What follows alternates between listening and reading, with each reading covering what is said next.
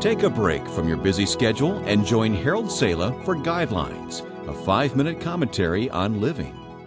An old Doonesbury cartoon by Gary Trudeau pictured a young man who was being interviewed by the president of an advertising company. The dialogue went something like this. The executive says, "So you want to be an ad man, huh, son?" The young man responds, "Well, I think so, sir.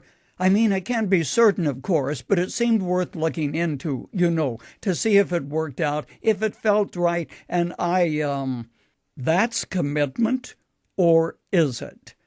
Commitment is a word that doesn't get a lot of press today, and when it does, it is often used in jest or humor. I'm thinking of the cartoon, picturing a young man talking to his girlfriend. He says, "If you ever leave me, I'll have you committed." Being committed to someone and having them commit to you is hardly the same thing. According to the dictionary, commitment is an act of giving, of putting something in the trust of another. In the broader sense, it is the act of pledging or binding yourself to a certain course of action, or to a person, as the case may be. Commitment is what a pilot must have when he sits on a runway and guns his engines. There is a point at which he has committed himself to the flight. He can sit on the runway and gun his engines until they run out of fuel, but he'll never get off the ground until he commits himself to taking off. Commitment is what Charles Lindbergh had when he flew the Atlantic, the first man who ever performed such a feat. Lindbergh had taken his map, and he drew a line right in the center. And no matter what happened, he made the decision when he crossed that line, it would be closer to go to Europe than to the North American continent. No turning back.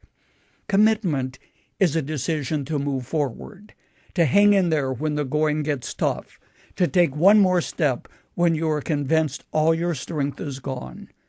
Commitment is a decision to stand by someone no matter what the temperature of a relationship may be.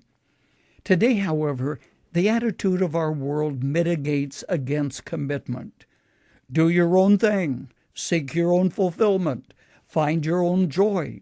If you don't love your mate, well, walk out. You deserve happiness.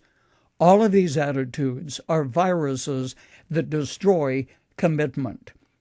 I am convinced that commitment is an ingredient which we vitally need today. Commitment involves 3 important areas of your life: your marriage, your career, and your relationship with God, which should come before 1 and 2, because it vitally affects both you, your marriage, and your career by giving your life a sense of purpose. And without that, there is little reason to follow through with commitment.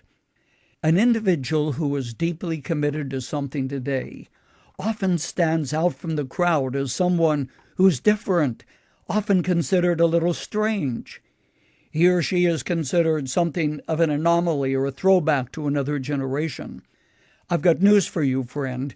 The individual who succeeds, who has a sense of purpose in life and knows where he or she is going, is a person of deep commitment.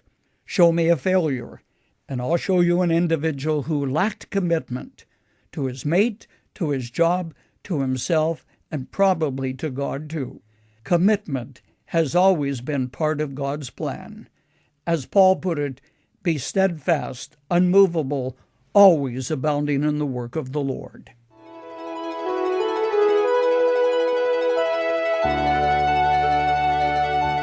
You've just heard Dr. Harold Sala with Guidelines, a 5-minute commentary on living. If you would like to listen to the program again, download a copy, subscribe to our e-commentary, or view other resources, visit guidelines.org. We would like to hear from you too. You can email us at info@guidelines.org. That's info@guidelines.org. Thanks for listening, and we invite you to join us again for the next edition of Guidelines.